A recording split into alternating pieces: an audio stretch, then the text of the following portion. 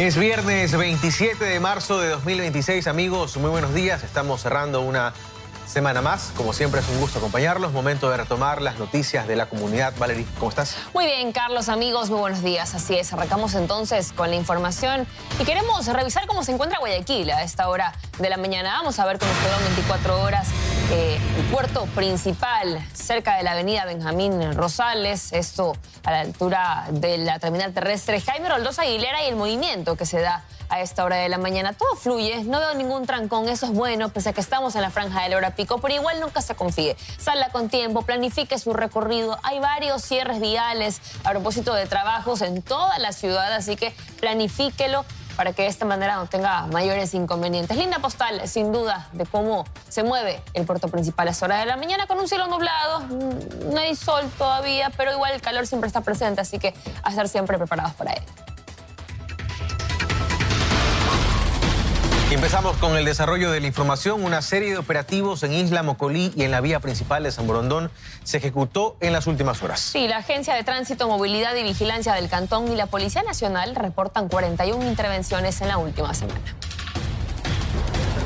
El decomiso de armas de fuego, sustancias sujetas a fiscalización y la recuperación de vehículos robados forma parte del primer informe de la Policía Nacional en trabajo conjunto con la Agencia de Tránsito, Movilidad y Vigilancia ATV San Borondón. Este jueves, diversas intervenciones de investigación y operativos preventivos se desarrollaron dentro y fuera de Isla Mocolí. En la tarde, en la vía principal de San Borondón, se logró detener la marcha de vehículos sin placas, con láminas de seguridad sin permiso e incluso con fundas con sustancias sujetas a fiscalización que la policía retuvo.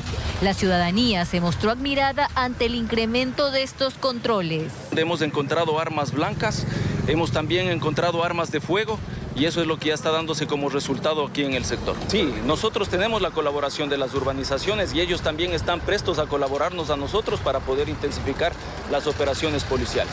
La Policía Nacional informó que desde el 18 al 25 de marzo se han desarrollado 41 operativos, 6 armas de fuego retenidas y un vehículo recuperado como parte del trabajo en conjunto con otras instituciones en la ATV. El pasado 5 de marzo, el ministro John Reinberg indicó que se firmó un convenio de cooperación con esta institución para así brindar coordinación directa con la policía y hacer más eficaces estas intervenciones, ya que aún se reportan varios delitos. Nosotros tenemos mayormente la presencia de robo de motocicletas, robo de vehículos, robo de accesorios de vehículos. Estos operativos forman parte de investigaciones del accionar de grupos delictivos en ese cantón, el cual integra los sitios donde rigen las medidas de estado de sección y toque de queda hasta el próximo 31 de marzo. Yasmín Solís, Teleamazonas. Y la detención de Melanie, la mujer dinamita con explosivos en un centro comercial de Guayaquil, destapa algo más grande. Sí, se trata de una ruta activa de dinamita en la ciudad que ya había empezado a moverse. Melanie, la mujer dinamita. Así quedó marcada tras ser detenida con 40 tacos explosivos en los exteriores de un centro comercial del norte de Guayaquil. Llevaba dinamita, mecha y un punto específico de entrega. La intervención se dio la noche del 24 de marzo, minutos antes del toque de queda. Agentes ya seguían la pista. Y aquí aparece el dato importante. Ese sitio no era el blanco, era un punto de intercambio.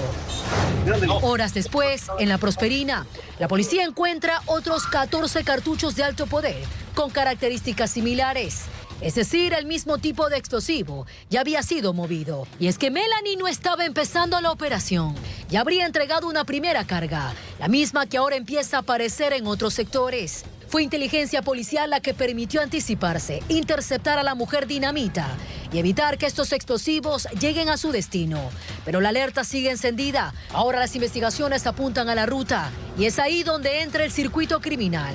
Grupos delictivos utilizan estos explosivos para extorsionar, intimidar y atacar. Es una herramienta de presión. El ministro del Interior ya habló de los vínculos de la estructura de los Lobos. Mientras tanto, unidades especializadas rastrean cámaras, contactos y movimientos. Pues la mujer dinamita es apenas una pieza. Detrás hay una cadena que mueve explosivos dentro de la ciudad y esta vez la ruta quedó expuesta. Catalina García, Teleamazonas. Y la UNACE capturó a una veintena de extorsionadores en Guayas, El Oro, Santa Elena e Imbabura. En la mayoría de casos, los delincuentes, mediante mensajes de WhatsApp, amenazaban a comerciantes con quitarles la vida si no entregaban grandes cantidades de dinero. Se lo contamos. En Machala se ve el momento exacto. Un delincuente llega junto a otro sujeto a exigir dinero.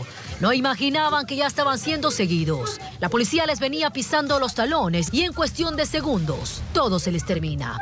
Son interceptados, neutralizados y capturados en plena operación. Minutos antes habían dejado un panfleto con amenazas junto a material explosivo afuera de un local comercial, con un mensaje que decía pagar o enfrentar un ataque. En poder de estos señalados delincuentes se encontraron armas, municiones y explosivos, listos para ser utilizados. En tanto, en la Libertad en Santa Elena, la violencia escaló aún más. Una cooperativa de transporte fue atacada tras negarse a pagar $15,000. Los extorsionadores no solo enviaban mensajes, dispararon contra buses y provocaron incendios.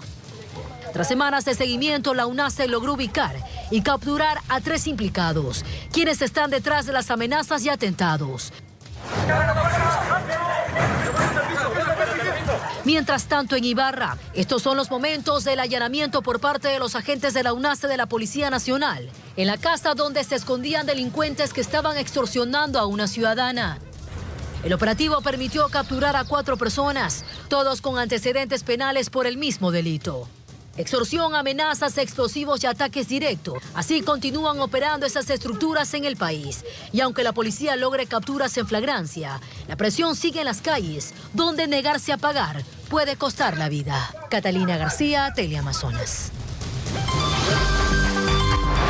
Momento de revisar el pronóstico del tiempo mientras seguimos sobrevolando el puerto principal. Ahí usted lo ve, el norte de la ciudad, muy cerca de la terminal Jaime Rolos Aguilera. Del lado izquierdo ya ha comenzado usted a ver San Borondón, la puntilla.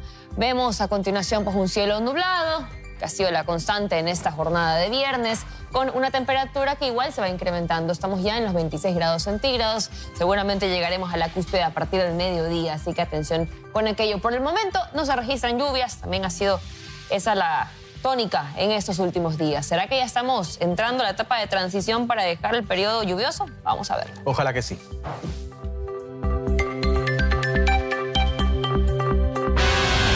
Y le contamos ahora que el ministro del Interior, John Reinberg, ratificó que en Sucumbíos se bombardeó un campamento de descanso de los comandos de la frontera y no una granja lechera, como afirma The New York Times. Reinberg aseguró que estos grupos operan ganándose la confianza de comuneros para evitar que se filtre información. Escuchamos a continuación las declaraciones.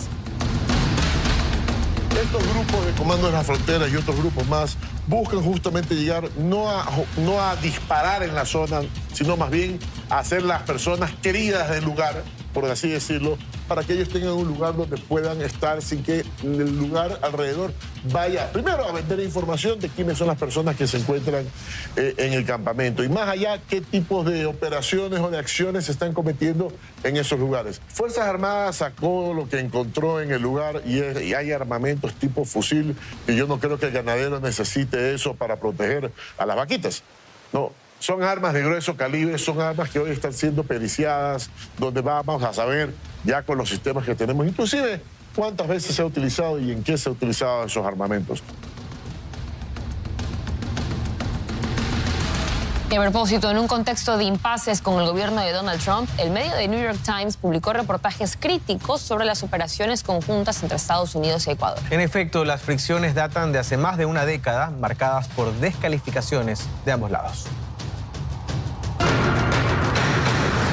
Las publicaciones de The New York Times han conseguido reciente protagonismo en el escenario político ecuatoriano, en el centro de la cooperación entre Ecuador y Estados Unidos en la frontera norte, donde se produjeron 2 hechos a los que el rotativo prestó especial atención. El hallazgo de un explosivo de uso militar en territorio colombiano. La alerta, según una de sus publicaciones, la de un equipo de ese diario, lo que desató un lío diplomático que llegó a feliz término, pues se demostró que, de parte de Ecuador, no existió la intención de agredir ese territorio. En su publicación aseguraron haber entrevistado a campesinos de la zona que creían que podía haber una segunda munición en algún lugar de los campos, pero no estaban seguros. El tema no quedó ahí. Una segunda publicación sobre este mismo hecho, el bombardeo a un campamento de la zona a inicios de marzo. El titular: Estados Unidos dijo haber ayudado a bombardear un campamento de narcotraficantes en Ecuador. Era una finca lechera. La publicación se centra en testimonios de habitantes de la zona que, aunque se sabe de grupos armados colombianos que operan a lo largo de la frontera con Ecuador, se trataba de una granja lechera y otras viviendas que volaron los militares y que no estaban relacionadas con actividades ilícitas. El gobierno ecuatoriano ha restado validez a los testimonios recogidos por el rotativo, asegurando que la granja era la fachada de un sitio de descanso de los comandos de la frontera, cosa que ratifica la evidencia levantada en esa zona, sostienen. Las publicaciones se producen en medio de una serie de impases entre The New York Times y Donald Trump, que datan de hace casi una década. Trump ha denostado públicamente al rotativo, siempre crítico a sus decisiones, calificándolo de propagador de noticias falsas e incluso llevándolo a los tribunales. Millonarias demandas de por medio. Estoy en la primera página del The New York Times diciendo, primero, que me pongo un peluquín, segundo, que exploté, tercero, Hitler. Eso no me gusta, así que aquí, ustedes pueden quedárselo, yo no lo quiero. Hemos ganado esto, la guerra está ganada contra Irán. Los únicos que quieren mantenerla viva son las noticias falsas. Quiero decir, si ustedes leen el New York Times, es como que no hemos ganado nada, no tenemos fuerza militar, no tenemos nada. En la otra orilla de The New York Times, en 2024, describió al mandatario como incapaz de liderar, como un peligro para el mundo, y entre otros, calificó de ilegal e imprudente la operación que ejecutó su gobierno para detener a Nicolás Maduro y su esposa. Es el contexto de las publicaciones del rotativo que hoy dejan a Ecuador en medio de un fuego cruzado. Carlos Acoto, Teleamazonas. The New York Times está detrás de las acciones militares del gobierno de Donald Trump en el mundo entero. Ha hablado de la intervención de Estados Unidos con Israel en el bombardeo a Irán. Ha hecho referencia a la extracción de Nicolás Maduro y su esposa de Venezuela, cosa que calificó de ilegal e imprudente. Y también está hablando de la cooperación de Estados Unidos con Ecuador en el ataque a bandas de crimen organizado, sobre todo en la frontera norte. Entonces, tomando en cuenta el contexto que hemos explicado, que desde hace por lo menos 10 años, este rotativo le ha declarado la guerra al gobierno de Donald Trump, se puede entender que haya un intento de auditar, de dar seguimiento, de escudriñar las decisiones que se toman desde Washington. Lastimosamente ahora, en medio de este tira y jala, que insisto, no es de ahora, ha quedado Ecuador y las Fuerzas Armadas en medio de un momento tremendamente sensible para el país, que es el repunte de la inseguridad y la intención de combatir al crimen organizado. Así como no se puede pensar que hay operaciones militares perfectas, tampoco se puede pensar que hay reportajes infalibles. Y el ministro Reinberg tiene un punto. Si se ha entrevistado a campesinos en la zona, válido, pero tome en cuenta usted que estos comandos de la frontera operan precisamente ganándose la confianza de esas personas para que no vendan información. Y no es que con el bombardeo a este punto comandos de la frontera se extinguió, siguen operando. Entonces, no sería raro pensar incluso que los comuneros tienen miedo de hablar de más porque luego viene otra facción y puede atentar contra ellos. El gobierno tiene, y lo ha dicho ya, evidencia de lo que se levantó ese campamento. Para terminar de una vez por todas con este tema, como se terminó con el tema de Colombia, sería bueno que le muestren a la opinión pública qué armamento se encontró. Para que se demuestre que en efecto ahí descansaban guerrilleros. No se trató solamente de una granja lechera. Digo solamente porque ya ha quedado claro que la granja funcionaba, pero era la fachada. Ahora bien, desde el Ministerio de Defensa se tiene un punto. La zona de frontera es zona de seguridad nacional y por ende no deberían haber asentamientos. Pero pensando un poco más allá, estamos hablando de la Fuerza Armada con el poder militar más grande de este mundo, capaz de poner un misil en la puerta de, por ejemplo, Khamenei, el ex ayatolá de Irán, que tiene información de inteligencia, oficinas del FBI en Latinoamérica. Ayer escuchábamos a especialistas que decían, bueno, hay varias capas de acciones de inteligencia antes de tomar una acción. En este caso, seguramente se procedió de igual manera. Ponemos las cosas sobre la mesa, porque lastimosamente este tipo de hechos, lo de Colombia, lo del campamento, que han sido recogidos por un equipo de New York Times que está presente en la zona, deslegitima o intenta deslegitimar las acciones de la fuerza pública que hemos visto que en muchos casos son efectivas, a propósito de auditar la cooperación con los Estados Unidos. Puesto esto sobre la mesa, saque usted sus propias conclusiones. 8 de la mañana con 17 minutos. Seguimos con más y les contamos. El juicio a Nicolás Maduro en Nueva York avanzó con nuevas acusaciones por narcotráfico, mientras la defensa intentó anular el caso sin éxito. El juez mantiene el proceso activo y evaluará el financiamiento de su defensa. En Nueva York, Estados Unidos, el proceso judicial contra el exmandatario venezolano Nicolás Maduro avanza en medio de tensión política y expectativa internacional. Este jueves se desarrolló su segunda audiencia ante un tribunal federal tras su captura en Caracas a inicios de año. Durante la diligencia, Maduro, con un semblante diferente, extremadamente delgado, y su esposa Cilia Flores permanecieron atentos, utilizando traducción simultánea y tomando apuntes, mientras la fiscalía lo señalaba de haber utilizado el poder para actividades vinculadas al narcotráfico y al manejo irregular de recursos del Estado venezolano. La defensa, por su parte, cuestionó las condiciones del proceso y aseguró que las sanciones impuestas por Estados Unidos estarían afectando el derecho de los acusados a pagar su equipo legal, solicitando incluso que el caso sea anulado por este motivo. Sin embargo, el juez Alvin Hellerstein dejó claro que no contempla desechar el proceso y anunció que en los próximos días decidirá si autoriza el uso de fondos venezolanos para cubrir la defensa. Fuera de la corte, el ambiente fue igualmente tenso. Manifestantes a favor y en contra del ex gobernante protagonizaron protestas, reflejando la división que genera este caso tanto dentro como fuera de Venezuela. Lo que pidiendo es que a Nicolás Maduro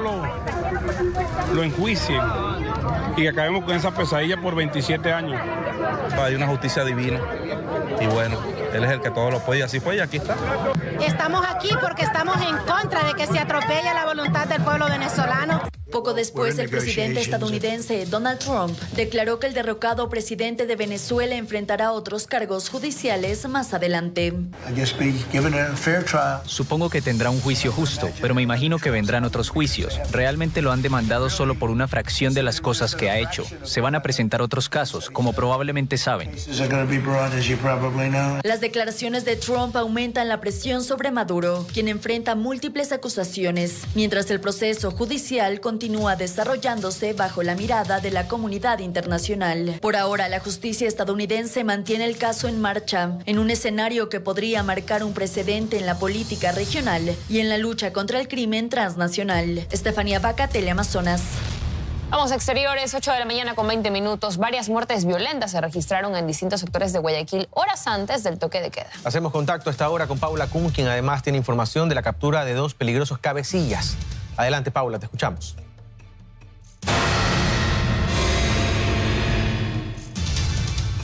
Muy buenos días, compañeros. En efecto, 2 hechos violentos, 2 asesinatos ocurridos a plena luz del día la tarde de ayer, justamente en el norte de la ciudad de Guayaquil. El primero es justo donde nos encontramos, que es la Ciudadela Alegría, justo aquí, donde está este pasillo, vamos a decirlo de esta manera, aquí en la Ciudadela y a pocos metros de la avenida principal, que es la Teodoro Alvarado Oleas. ¿Qué fue lo que sucedió aproximadamente a las 5:30 de la tarde del día de ayer? Es que sujetos habrían estado dando vueltas con un joven de 22 años quien había sido capturado, vamos a decirlo de esta manera, y lo llevaron a dar vueltas por este sector en tricimoto, según el reporte de la Policía Nacional. Minutos después, sin especificar cuánto tiempo pasó, lo trasladaron cerca del domicilio de este joven y lo ejecutaron en plena vía. Hay fotos donde se puede corroborar que estas personas se movilizaban en tricimoto y que al joven lo ejecutaron a plena luz del día en plena vía. Aquí quedan todavía los rastros de sangre, lo que quedó de este crimen ocurrido ayer a las 5:30 de la tarde en el sector de la Ciudadela Alegría, a plena luz del día, les decía yo, y a pocos metros de la avenida principal. Este joven no tenía antecedentes penales, sin embargo estaba siendo investigado, según mencionó la Policía Nacional, por un hecho que tenía relación aparentemente con un robo a unas motocicletas. Lo importante de este caso es que los perpetradores de este crimen se movilizaban en tricimoto y se puede observar, según lo que la policía comentó, que eran al menos 20 tricimotos las que estarían involucradas en este tema. Es importante porque en este sector que queda junto a la Juan Montalvo sabemos que transitan muchas de estas tricimotos y es justo en lo que estuvo enfocado el operativo que se realizó la tarde y noche de ayer por parte de Policía Nacional, quienes todavía no han aprendido a nadie relacionados con este hecho violento. A esto se suma otro caso de una muerte violenta también ocurrida en horas de la tarde en el norte de la urbe. Esta, en cambio, ocurrió justo detrás de un centro comercial ubicado en la avenida Francisco de Orellana, este sector denominado como El Cóndor. ¿Qué fue lo que pasó? Según el reporte policial, sujetos en una motocicleta de color negro, porque ha sido identificada, siguieron hasta su vivienda a un hombre de 31 años. Cuando él ingresa a su casa donde vivía con su pareja, según lo que comentaba la Policía Nacional, estos sujetos que se movilizaban en motocicleta ingresaron con él y le dispararon en reiteradas ocasiones, acabando con su vida. Pero no solo eso, también hirieron a su conviviente, en este caso la mujer quedó herida de bala, recibió al menos 3 impactos de bala a la altura de su antebrazo, también en su hombro y también una bala rozó su cabeza. La mujer está estable, sin embargo el hombre sí perdió la vida. Este hombre de 31 años de quien les hablo, que fue la víctima de este segundo ataque en El Cóndor, norte de la urbe, tenía antecedentes penales por ocultación de objetos robados. También tenía procesos abiertos por drogas y una investigación en curso por su presunta participación en un asesinato. Sin embargo, Policía Nacional dio a conocer que tampoco tienen aprendidos en este caso y que están tras la pista de los perpetradores de este crimen. Como información importante también tenemos que agregar las operaciones que se han realizado por parte de la fuerza pública en las últimas horas, sobre todo en el toque de queda en la provincia del Guayas. Comenzamos hablando sobre una importante operación que se realizó en Santa Lucía, que culminó con la captura de un objetivo de intermedio valor. Se trataría de alias Pepe, presunto jefe de sicario de el GAO Los Choneros, que fue aprendido en Santa Lucía, como les decía, por parte del ejército ecuatoriano, quienes ejecutaron una operación militar en el sector de Barbasco, en Santa Lucía, donde se logró la aprehensión de Pedro M., alias Pepe, quien es señalado como jefe de sicarios de Los Choneros. Alias Pepe era considerado un objetivo de alto valor debido a su presunta participación en múltiples hechos violentos, entre ellos asesinato por encargo, extorsiones y actividades relacionadas con el crimen organizado. Estas investigaciones previas que lo vinculan con estructuras delictivas que operan bajo modalidades de sicariato que generaban, por supuesto, temor en la ciudadanía. Pero esta no es la única captura que ha realizado las Fuerzas Armadas en la provincia del Guayas en las últimas horas. También tenemos que darles a conocer sobre la captura de alias Pan Quemado. Esto sucedió en Pozorja, este peligroso criminal que vuelve a ser capturado en esta ocasión por las Fuerzas Armadas. ¿Quién es alias Pan Quemado? Él fue encontrado en su domicilio ubicado en Pozorja y él ya había sido capturado en el año 2024. Se trata de Giancarlos Quiñones Rodríguez, alias Pan Quemado, quien había tenido una detención ya en el año 2024. En aquella ocasión tenían indicios que lo asociaban con las actividades criminales que realizaba, sin embargo había sido puesto en libertad y hoy nuevamente las Fuerzas Armadas hablan acerca de su captura que se realiza en el año 2026, la madrugada de hoy. Según la información que proporciona la fuerza pública, alias Pan Quemado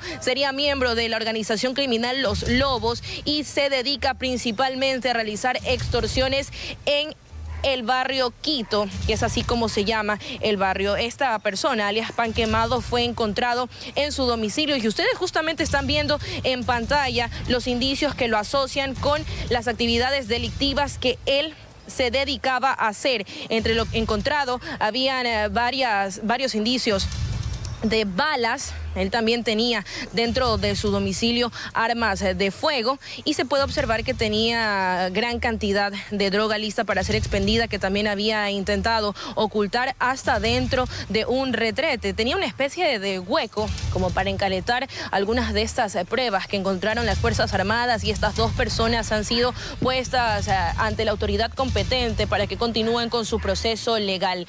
2 objetivos de entre intermedio y alto valor para las Fuerzas Armadas que han sido capturados en las últimas horas. Esto ocurrió en la provincia del Guayas durante el toque de queda y nosotros estaremos pendientes de cómo se resolverá la situación de estos dos individuos capturados por la fuerza pública en las últimas horas, alias Pepe y también alias Pan Quemado. Esta es la información que les tenemos a esta hora de la mañana. Muy buenos días.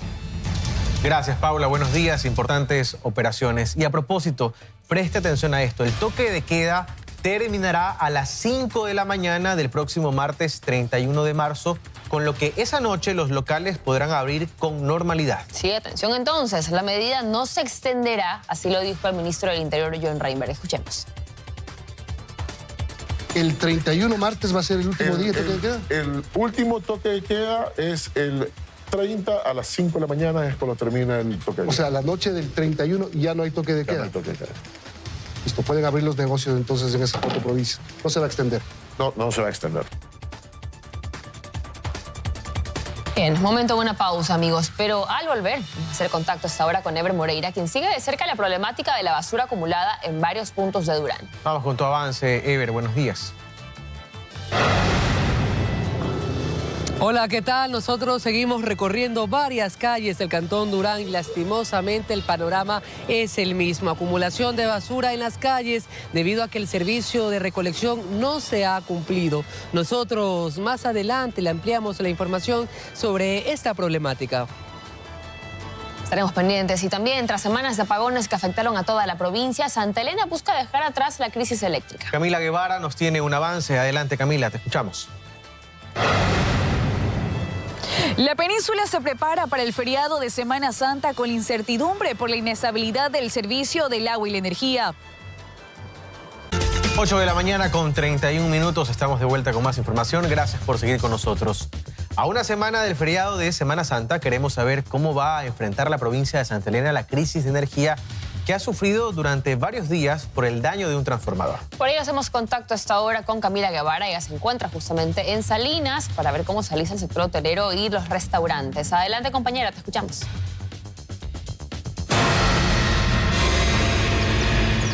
Buenos días en estudio. Continuamos en la península de Santa Elena, ahora desde el malecón de Salinas. A esta hora del día con un clima cálido y un sol que ya marca el inicio del fin de semana. A vísperas del feriado de Semana Santa, este balneario, que por si acaso es uno de los más concurridos del país, se prepara para recibir a cientos de turistas en medio de la expectativa por la inestabilidad de los servicios básicos. En el sistema eléctrico, el autotransformador proveniente de Pascuales ya se encuentra en territorio peninsular, lo que representa un avance dentro de la emergencia que ha afectado a esa provincia en las últimas semanas. Aunque de manera extraoficial se habla de un plazo aproximado de 3 semanas para su habilitación, el feriado está a tan solo días, lo que mantiene la incertidumbre tanto en residentes como en el sector turístico. Hoteles, restaurantes y comercios afinan también detalles para atender la alta demanda, conscientes de que la continuidad del servicio eléctrico será determinante para el desarrollo en estas fechas. Pero no es la única preocupación en la península. En varios sectores, moradores reportan que durante las noches, entre 8, tal vez 9 de la noche, la presión del agua potable disminuye considerablemente e incluso se registran cortes del servicio, lo que complica aún más el panorama. Pero esto no es un problema de ahora, esto ya tiene años sin una solución oportuna. Este escenario es así que genera inquietud, considerando que no solo en feriados hay movimiento turístico, sino que también cada fin de semana visitantes llegan a los balnearios de esta zona costera, incrementando la demanda tanto de energía como de agua. Frente a esto, la expectativa se centra en que no se repitan los apagones ni existan fallas en los servicios básicos durante el feriado. Uno de los más importantes, por cierto. Mencionarles también que realizaremos un recorrido en toda la península para conocer cómo se preparan y qué medidas se están tomando ante este panorama. La siguiente información la tendremos en los próximos noticieros de 24 horas. Es la información que tenemos. Tengan buen día. Igualmente, Camila, gracias por la información desde Santa Elena. Pero seguimos en exteriores. El servicio de recolección de basura en Durán vuelve a generar cuestionamientos ante la acumulación de desechos en varias de sus calles. Ever Moreira se trasladó a ese cantón y le da seguimiento a esta problemática. Buenos días, Ever.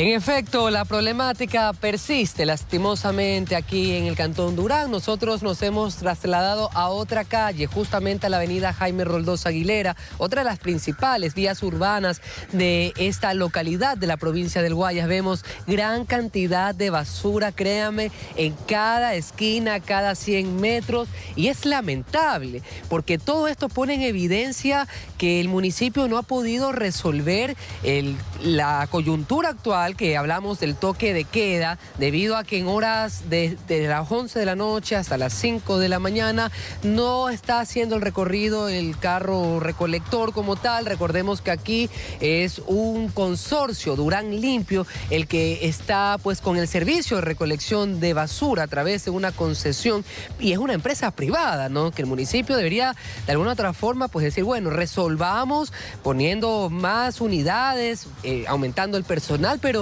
no hay que dejar desamparada a la gente que está conviviendo con esta basura que traerá, por supuesto, enfermedades, y que gracias a Dios, como ya lo hemos dicho, no ha llovido con gran intensidad en estas semanas realmente, justamente en este periodo de toque de queda, sino realmente la situación estuviera más complicada. Aquí en este sector vemos gran acumulación de basura y la gente dice, bueno, ¿por qué no pasa el carro recolector? Nosotros le hemos preguntado a varios residentes, comerciantes, me dicen que normalmente sí pasaba, o viene el carro lleno, da un recorrido por este sector, no para y sigue adelante. Vamos a tratar de conversar, estimada. Muy buenos días. Dios la bendiga. Escúcheme un ratito. Yo sé que está ocupadita. ¿Qué pasa con la basura? ¿Cuánto tiempo lleva así? ¿Se puede convivir de esta manera? No, claro que no. Pues mire cómo nos mantiene el sector. La basura no ha pasado ya varios días. Y pues usted puede observar cómo estamos aquí viviendo. Es la forma en la cual pues las personas también sacan la basura porque tienen la necesidad de sacarla, pero aquí la irresponsabilidad del recolector que no pasa. Me dicen que a veces el camión pasa pero corriendo y no para. Sí, según el recolector dice que ellos tienen diferentes paradas. Hay muchas veces que pasa y pasa nuevamente, dicen que tiene que pasar en la tarde, o tiene otro recolector pasa para este tipo de recolección, pero no es así. Aquí aparte de residuos, la gente bota de todo un poco también. Oiga, el otro día hasta escombros de construcción estaban botan ramas, muebles. Todo esto atrae también enfermedades, roedores. Claro que sí, mal aspecto, sobre todo, en este caso imagínense, yo tengo el negocio y mal aspecto, pero... Y el olor también. Imagínense. Y sobre todo las personas que también andan rebuscando en la basura hacen peor la situación. Muchas gracias. ¿Su nombre? Carla Camacho. Listo, Carla, que tenga un muy buen día. Ella es una comerciante que está aquí en este sector, la avenida Jaime Roldós Aguilera, y es que el olor realmente es pestilente. En esta zona vemos varias cantidades de fundas con basura, también ramas, hay de todo un poco. Nosotros vamos a preguntarle, estimado, usted que viene caminando, ¿hay basura por doquier? Así es. ¿Desde cuándo? Desde que empezó el toque de queda. ¿Las autoridades no resuelven? Porque hay las disposiciones, no pueden andar nadie y circular. Ok, yo le pregunto si me acompaña, vamos caminando.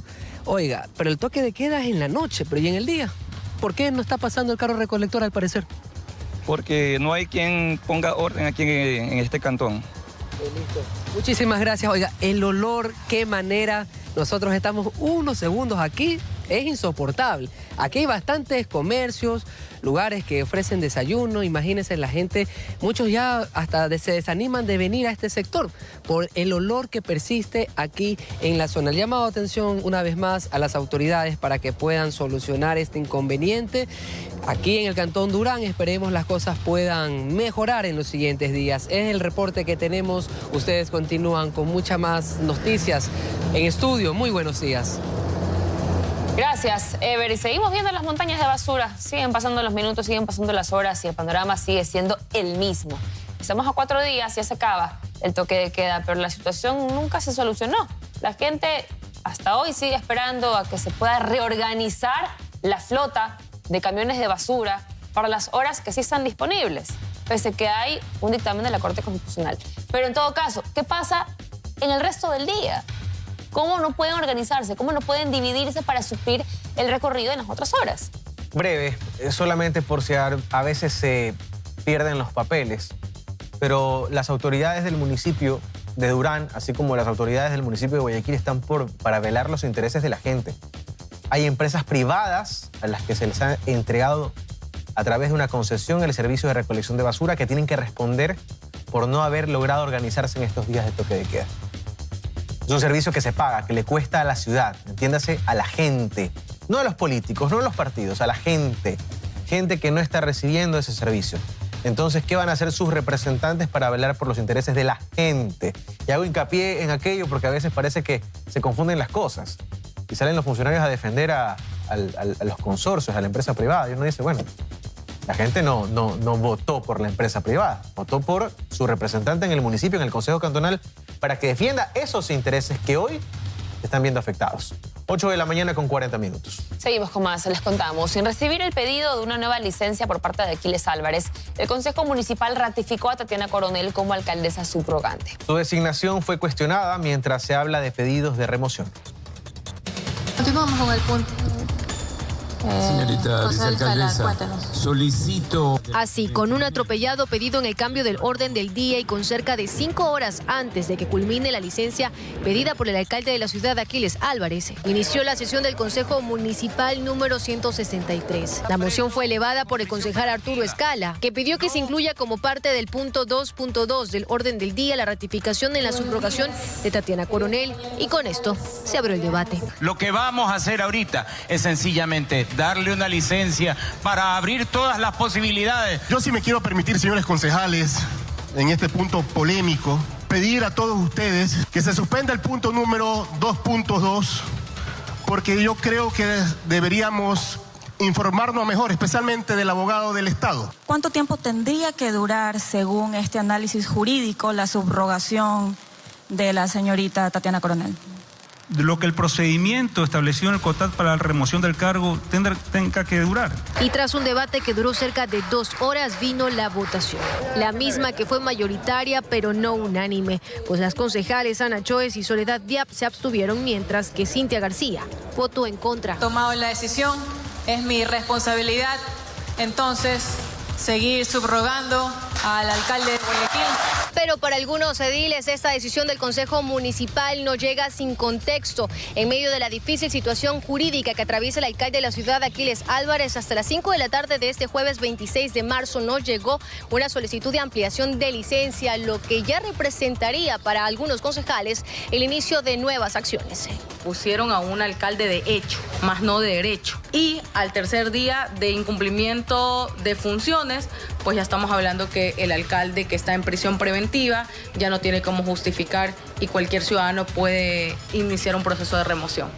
Astrid Singre, Teleamazonas.